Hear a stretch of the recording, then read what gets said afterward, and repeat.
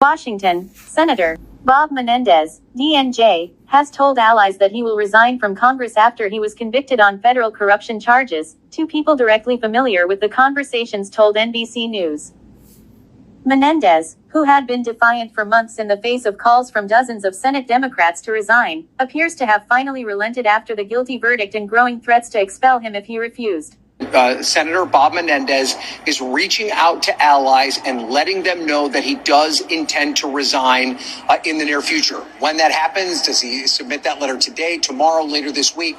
That remains an open question, but he is at least telling people close to him that that is his intention. This, of course, does not come as a surprise, especially given the fact that 44 Democratic senators have already called on him to resign. Within that group of 44 senators, there have been a number, including his seatmate in New Jersey, Senator Cory Booker, who have said that they will move to expel him, maybe perhaps as soon as next week, if he does not submit that resignation letter. When we say 44 Democratic senators, Hallie, it's important to keep that in mind. Democrats control the Senate by just one vote. They have a couple of independents that caucus with them. And then there are 3 senators who sit on the Senate Ethics Committee.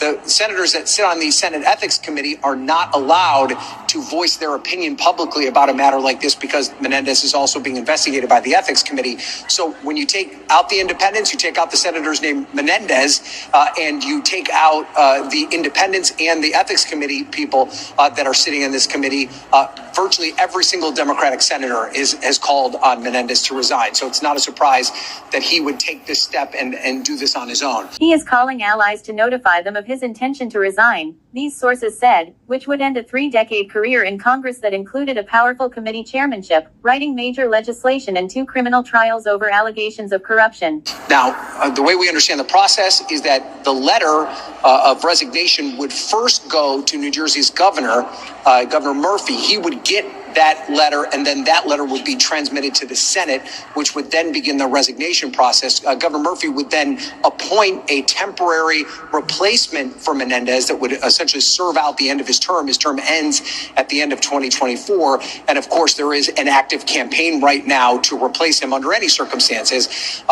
Among those who urged him to resign were Senate Majority Leader Chuck Schumer, DNY, Senate Majority Whip Dick Durbin, DL, and Menendez's friend and fellow Democratic senator from New Jersey, Cory Booker. And we know Andy Kim, the New Jersey congressman, is the Democratic nominee. He won the Democratic primary. Now, there are still a number of wrinkles that need to be ironed out here, Hallie.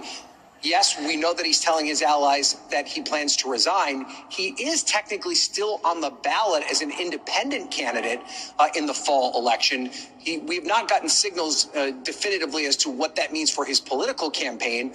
You would assume that if he's not planning on staying in the Senate any longer, that he also would not intend to continue to run for re-election. But that's a live ball. That's something we don't specifically have reporting on yet. So that's one of the things we're trying to drill down. In light of this guilty verdict, Senator Menendez must now do what is right for his constituents, the Senate, and our country, and resign, Schumer said in a statement after Menendez's latest corruption trial ended in guilty verdicts. Menendez did not respond to requests for comment. After this article was published, he told CBS New York that he had not already resigned, nor have I spoken to any so-called allies.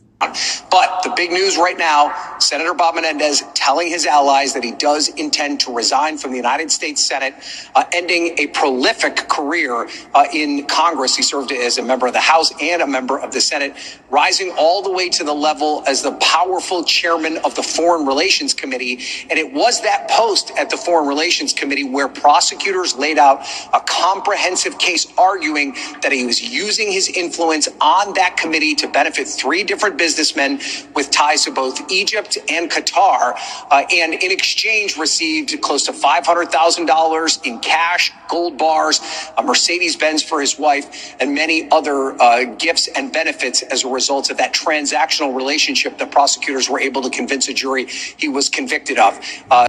Menendez was convicted Tuesday on 16 federal counts related to using the power of his official position to enrich 3 New Jersey businessmen and benefit the Egyptian and Qatari governments. In exchange, he and his wife received cash, gold bars, payments toward a home mortgage, compensation for a low or no-show job, a luxury vehicle and other items of value, prosecutors said. if Menendez does step down, New Jersey Governor Phil Murphy, who was among the first Democrats to call for him to quit, will appoint a senator to finish out his term, which ends in January. Democratic Rep. Andy Kim and Republican Curtis Bashaw are running in the November general election to take Menendez's Senate seat.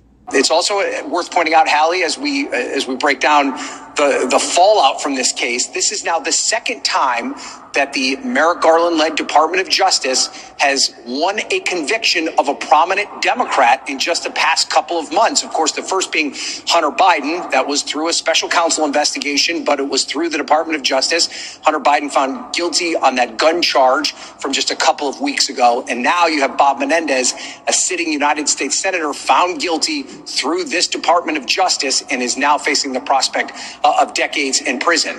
Menendez had filed to run for the seat as an independent and said he would continue the campaign if he were exonerated. Menendez's political career dates back nearly 4 decades to the mid-1980s, when he became mayor of Union City.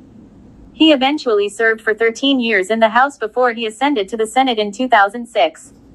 He had 2 stints as chairman of the Senate Foreign Relations Committee, a post he relinquished last year after he was indicted.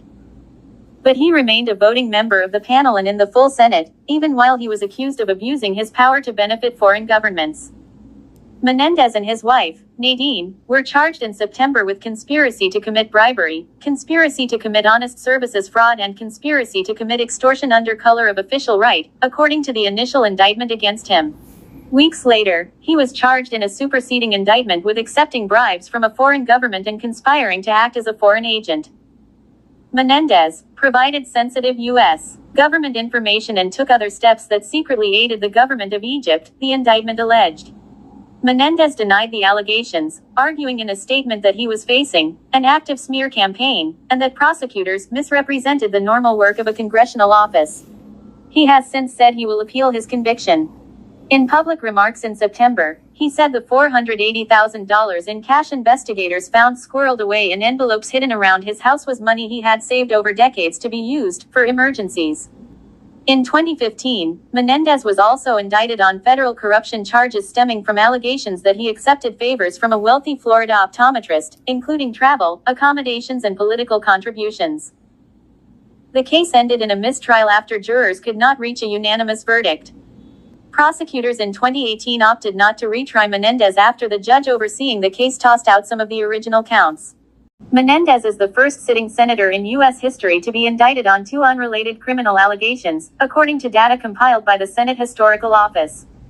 The son of Cuban immigrants, Menendez was one of the Senate's most prominent advocates for overhauling the immigration system, and in 2013 he co-authored the Gang of Eight bill, a bipartisan immigration overhaul that passed the Senate and died in the House. Last year, he introduced a framework to reform immigration programs that included creating new pathways to citizenship amid ongoing concerns about the number of migrant crossings along the southern border. In other possible implications for Menendez, the Senate last year unanimously passed a bill called the No Corruption Act, written by Sens. Jackie Rosen, D. Nev, and Rick Scott, R. Florida, that would bar members of Congress convicted of felonies from collecting pensions. The legislation would still need to pass the House.